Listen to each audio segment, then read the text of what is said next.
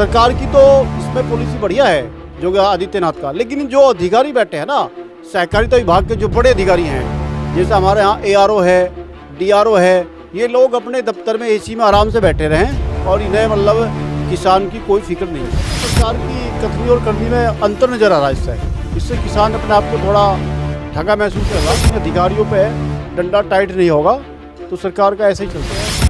पिछली सरकारों में क्या था, अगर आपका ट्रांसफार्मर फूक गया तो पहली तो बात एक हफ्ते तक ट्रांसफार्मर नहीं मिलता था, दूसरा जो है किसानों उसको पैसा देना पड़ता था। और आज तत्वों पे पूरा अंकुश है। बाबा योगी जी का जो है डंडा बहुत मजबूत है। किसान के सामने यूरिया डाई खाद की बहुत भारी समस्या है। नहीं, बिना खाद के डाई के तो कुछ भी नहीं होता, फसल होने की नहीं।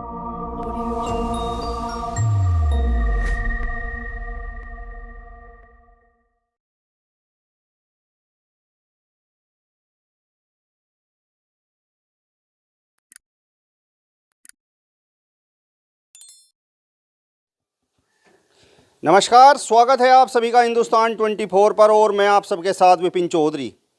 योगी सरकार 2.0 के 100 दिन पूरे और सबसे बड़ा सवाल कि क्या इन 100 दिनों में दाता खुशहाल या फिर बदहाल। और बातचीत करने के लिए आज हम एक किसान नेता के पास पहुंचे हैं। और चुनाव से पहले भारतीय जनता पार्टी ने जो अपना घोषणा पत्र जारी किया था उसमें किसानों के लिए भी कई घोषणाएं की गई थी। क्या इन 100 दिनों में उन घोषणाओं में से कोई घोषणा पूरी हुई कि नहीं, और इन 100 दिनों में किसान कुछ खुशहाल हुआ कि नहीं? क्या नाम है सर आपका? नीरज चौधरी। नीरज चौधरी जी, सबसे पहले योगी सरकार 2.0 के ये जो 100 दिन हुए हैं इस पर आपकी प्रतिक्रिया जानना चाहूँगा। वैसे तो 100 दिन का जो कार्यकाल हुआ हमारे माननीय मुख्यमंत्री योगी आदित्यनाथ जी के नेतृत्व में बड़ा अच्छा रहा। बहुत सी मतलब अच्छा है, मतलब हर चीज़ में, कानून व्यवस्था में, किसानों के लिए, बहुत बिजली के लिए सब ठीक है। लेकिन इसके साथ साथ जो अधिकारी हैं, अधिकारी वर्ग जो है वो तानाशाह है। अधिकारी वर्ग अपना ऑफिसों में एसी के ऑफिस में बैठे हुए हैं और अपनी मर्जी से ही चल रहा है।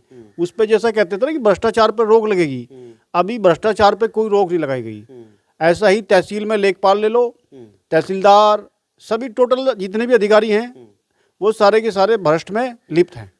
अब मेरा आपसे एक बहुत महत्वपूर्ण सवाल है, चूँकि आप किसानों के लिए संघर्ष करते रहते हैं और किसान संगठन से भी आप जुड़े हुए हैं, तो चुनाव से पहले किसानों के लिए कौन कौन सी घोषणाएं हुई थी?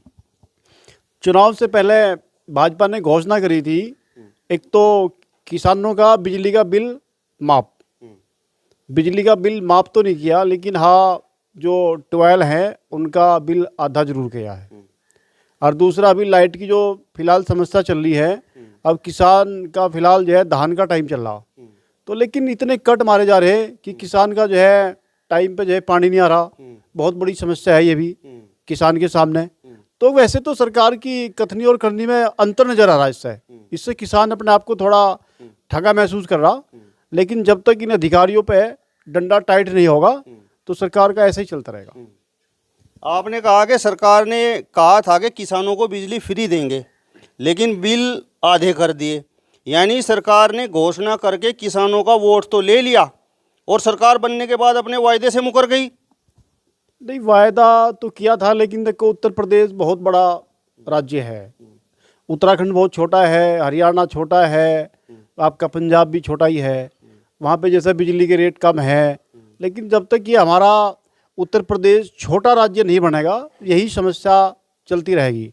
लेकिन एक फ़ायदा है इस सरकार में, अगर किसी का ट्रांसफार्मर फूक जाता है तो 24 घंटे के अंदर अंदर हमारे माननीय मुख्यमंत्री योगी आदित्यनाथ के ऐसे आदेश हैं, 24 घंटे में किसान को ट्रांसफार्मर मिल जाता है। ये बहुत बड़ी उपलब्धि है। पिछली सरकारों में क्या था, अगर आपका ट्रांसफार्मर फूक गया तो पहली तो बात एक हफ्ते तक ट्रांसफार्मर नहीं मिलता था, दूसरा जो है किसानों को पैसा देना पड़ता था। अब किसी किसान को कोई पैसा नहीं देना पड़ता, वही लोग आते हैं बिजली विभाग के और वही लेके जाते हैं। इससे किसान को बहुत बड़ी राहत है। अच्छा, आप एक बात बताइए, जो घोषणा हुई थी उसमें ये घोषणा भी की गई थी कि 14 दिन के अंदर गन्ने का भुगतान होगा, तो इन 100 दिनों में वो जो वायदा था वो कुछ पूरा हुआ कि नहीं? जैसे गन्ना भुगतान की जो समस्या है, ये बहुत पुरानी समस्या है। वैसे तो जो सरकारी शुगर मिल हैं, जैसा हमारा ननौत्ता सहकारी मिल है, हमारा सरसावा है, उनका गन्ना मूल्य भुगतान बहुत ठीक ठाक चल रहा है। टाइम पे मिल जा, थोड़ा बहुत तो चलता ही रहे। लेकिन ये जो बजाज शुगर मिल है, बजाज शुगर मिल पूरे उत्तर प्रदेश के अंदर सबसे बदमाश शुगर मिल है। इसके जो मालिक हैं वो किसानों को गन्ना भुगतान नहीं कराना चाहते। तो मैं तो सरकार से यही मांग करता हूं कि बजाज शुगर मिल पे ही ज़्यादा डंडा टाइट करा जा, जिससे किसान को राहत मिले और किसान को अपना जो है सारे काम करने में, जैसा खाद की समस्या है, भाई कीटनाशक दवाइयों की समस्या है, बच्चों की पढ़ाई की समस्या है, अस्पताल में मतलब बहुत सारे उनके बड़े बुजुर्ग पड़े हैं, तो किसान कहाँ से क्या करेगा बताओ। हमारा पेमेंट तो बजाज शुगर मिल पे पड़ा। सबसे नंबर तो हमारे यहाँ जनपद सहारनपुर के अंदर बजाज शुगर मिल है, ये है। अच्छा, कानून व्यवस्था को लेकर आपने अभी बताया कि कानून व्यवस्था बहुत अच्छी है, बड़ी मजबूत कानून व्यवस्था है, तो ये केवल किसानों के लिए है या उत्तर प्रदेश के प्रत्येक व्यक्ति के लिए कानून व्यवस्था मजबूत है? कानून व्यवस्था का जो अभी आपने सवाल करा विपिन जी, बहुत अच्छा सवाल करा। कानून व्यवस्था ऐसा है, फिलहाल पहले क्या था, किसान जो खेत में जाता था तो उसे अपने मोटर का डर रहता था कि तेरे मोटर चोरी हो जाएंगे, तेरी भैंस खोल लेंगे, मतलब बहुत सारी फसलों को नुकसान हो जाएगा। अब किसान आराम से अपने घर लेटता है। पूरे प्रदेश के अंदर सभी वर्ग, किसान, व्यापारी, छात्र छात्राएं स्कूल में आराम से जा सकती हैं। कोई छेड़खानी नहीं है, कोई मतलब किसी की हिम्मत ही नहीं होती। अब किसी की हिम्मत ही नहीं होती कि भाई बच्चों को परेशान करे। किसी को शरारती तत्वों पे पूरा अंकुश है। बाबा योगी जी का जो है डंडा बहुत मजबूत है। तो हम तो भारतीय किसान यूनियन भानु पूरा, हमारे संगठन का पूरा समर्थन बाबा योगी आदित्यनाथ को है और उनके ही साथ हम चल रहे हैं। लेकिन कुछ लोग तो ये शिकायत कर रहे हैं कि जो लोग नुपुर शर्मा की विवादित टिप्पणी के खिलाफ प्रदर्शन करते हैं उन पर तो उत्तर प्रदेश सरकार किसी और प्रकार से कार्रवाई कर रही है, उनके घरों पर बुलडोजर पहुंच रहा है। लेकिन जो लोग अग्निपथ योजना को लेकर प्रदर्शन करते हैं उनके लिए किसी प्रकार की और कानून व्यवस्था है, वहाँ तक तो बुलडोजर पहुँच नहीं रहा। ऐसा है, जैसा आपने अभी नुपुर शर्मा का नाम लिया, वैसे तो ये पार्टी का अपना मैटर है, उन्होंने उसे निष्कासित भी कर दिया नुपुर शर्मा को। और बस मैं तो यही बात करूँ, हमारा मैं कानून व्यवस्था की आपने बात की ना, तो कानून व्यवस्था को लेकर जो जनता है वो किस प्रकार की शिकायतें कर रही है, किस प्रकार से कानून व्यवस्था को देख रही है, मैंने उस पर आपसे सवाल किया। देखो, कानून व्यवस्था तो सबके लिए एक जैसी है। ये तो लोगों का नज़रिया है कि भाई अग्निवीर के खिलाफ अगर कोई प्रदर्शन करे उसके खिलाफ अलग है, भाई अगर नुपुर शर्मा के उसमें कोई करे, ये तो बस सब चलता ही रहे वैसे तो। अच्छा, मेरा आपसे एक बहुत ही महत्वपूर्ण सवाल है। अब किसान, चूँकि आप जो है किसान संगठन से जुड़े हुए हैं और किसानों के लिए संघर्ष भी करते हैं, तो अब किसान धान की रोपाई कर रहा है, तो क्या यूरिया उपलब्ध है जनपद सहारनपुर में? जनपद सहारनपुर में क्या, मेरे पास फ़ोन आते रहे हर जगह से ही, चाहे शामली हो, मुजफ्फरनगर हो, हर जगह का जो है बिल्कुल समस्या किसान के सामने यूरिया, डाई, खाद की बहुत भारी समस्या है। किसान को कहीं भी सहकारी समिति के जो बड़े अधिकारी हैं, इसमें डीआरओ है, एआरओ है, मेरी कई बार बात हो चुकी है एआरओ साहब से। ये मैं आपसे सवाल करूंगा। मेरा सबसे महत्वपूर्ण सवाल ये है कि क्या यूरिया और डाई के बिना एक किसान अपनी फसल की, जिस प्रकार धान की फसल है या गेहूं की फसल है, उसका पालन पोषण कर सकता है? नहीं, बिना खाद के, डाई के तो कुछ भी नहीं होता, फसल होने की नहीं। लेकिन माननीय योगी आदित्यनाथ कोशिश कर रहा है हर जगह सहकारी समिति में। ऐसा नहीं है कि खाद है नहीं है, बस ये है थोड़ा खत्म हो जाता है, दोबारा फिर डिमांड करते हैं। सरकार की तो इसमें पॉलिसी बढ़िया है योगी आदित्यनाथ का, लेकिन जो अधिकारी बैठे हैं ना, सहकारिता विभाग के जो बड़े अधिकारी हैं, जैसे हमारे यहाँ एआरओ है, डीआरओ है, ये लोग अपने दफ्तर में एसी में आराम से बैठे रहें और इन्हें मतलब किसान की कोई फिक्र नहीं है। ये कैसी पॉलिसी है नीरज जी कि जब किसान गेहूं की फसल बोता है तो उस समय खाद समाप्त है, और अब किसान की बुआई कर रहा है तो अब खाद समाप्त है, और आप कह रहे हैं कि खाद और डाई के बिना फसल की परवरिश अच्छी तरह से हो नहीं सकती, तो किसान किस प्रकार खुशहाल होगा, इसका थोड़ा सा मुझे जवाब दीजिए आप। ऐसा है, पहली सरकारों के मुकाबले यूरिया की समस्या तो पहले ही बहुत ज़्यादा थी, ऐसा नहीं है अब से। पहले भी लंबी लंबी लाइन लगती थी, अब वैसे लाइन तो लगती नहीं, लेकिन कुछ सहकारी समितियों में शॉर्ट हो रहा खाद, ये मानते हैं। हमारे रामपुर सहकारी समिति है, और भी जैसा गंगो है, मतलब जनपद की सारी सहकारी समिति। आप ये नहीं कह सकते कि खाद बिल्कुल नहीं है, खाद तो है, और ये है कि बस थोड़ा ख़त्म हो जाता है, और ये अधिकारियों की ही कमी की वजह से है। अच्छा ये बताओ, अब किसान खाद कहाँ से ले रहा है? जिस प्रकार आपने कहा कि रामपुर क्षेत्र में सोसाइटियों पर खाद नहीं है, तो ये किसान अब जैसा रोपाई कर रहा है तो खाद ये कहाँ से ले रहा है?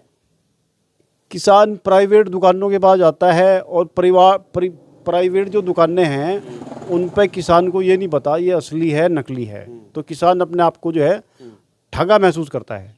सरकार को, भाजपा सरकार को पहले इस पे थोड़ा ध्यान देना चाहिए, और यूरिया खाद जो है उपलब्ध करा देना चाहिए। तो जो सोसाइटियों के जिम्मेदार, जिस प्रकार आप AR और DR की बात कर रहे हैं, तो आप तो किसान संगठन से जुड़े हुए हैं, आप बताते नहीं कि भाई किसान देश का अन्नदाता इस समय परेशान है, खाद उपलब्ध करवाइए आप।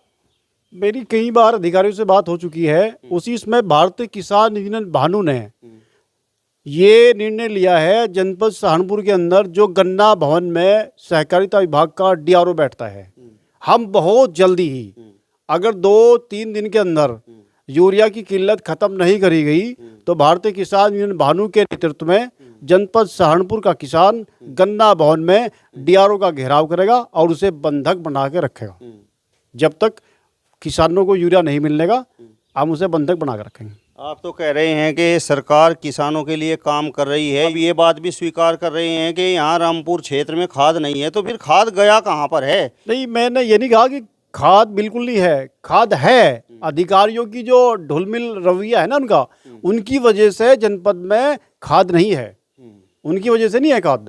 ऊपर से तो खाद आ रहा है बहुत, तो इनकी कमी है। DR AR टाइम पे खाद नहीं पीछे से मंगवाते। जब उन्हें शॉर्टेज का पता है कि भाई किसान का धान का रेपाई का काम चल रहा है, गन्ने में खाद चाहिए, तो उन्हें पहले से सोचना चाहिए ना कि इस टाइम खाद की जरूरत सबसे ज़्यादा है, तो ये इसमें अधिकारी ही ज़्यादा दोषी हैं। तो ये कहा था, किसानों को आश्वासन दिया था कि 2022 तक हम किसानों की आय दोगुनी कर देंगे, तो जिस प्रकार आप शिकायतें कर रहे हैं, तो क्या 2022 ये जो चल रहा है इसमें कुछ दिखाई दे रहा है, किसानों की आय दोगुनी होगी कि नहीं? देखो, किसानों की आय एकदम तो ऐसा कोई जादू नहीं है कि एकदम दुगनी हो जाएगी, लेकिन उम्मीद है किसान पहले से खुशहाल है। किसान को गन्ने का पेमेंट भी जो सहकारी समिति हैं, ये हैं सहकारी शुगर मिलें हैं, वो टाइम पे गन्ने का पेमेंट कर रही हैं। जैसा हमारा गेहूं की फसल है, अब वो टाइम पे, बल्कि अब की बार तो ऐसा हुआ, किसान जो है गेहूं सहकारी सेंटर खाली पड़े रहे, वहाँ लेके नहीं गया। गेहूं का रेट इतना ज़्यादा था कि किसानों ने गेहूं अपने घर ही बेच लिया। 50 रुपये जो रेट तय किया था समर्थन मूल्य, उससे 50 रुपये ज़्यादा में किसान का जो है गेहूँ बिका। तो उस हिसाब से तो जो है धीरे धीरे करके किसान अपने रूट पर आ रहा है और किसान की आय बढ़ रही है। चलिए, तो आप देख सकते हैं किसान नेता नीरज चौधरी को आपने सुना, जिन्होंने बताया कि योगी सरकार 2.0 के 100 दिनों में किसान कितना खुशहाल हुआ। फिलहाल इस वीडियो में बस इतना ही। अगली वीडियो में फिर आपसे मुलाकात होगी, तब तक बने रहिए हिंदुस्तान 24 के साथ। नमस्कार।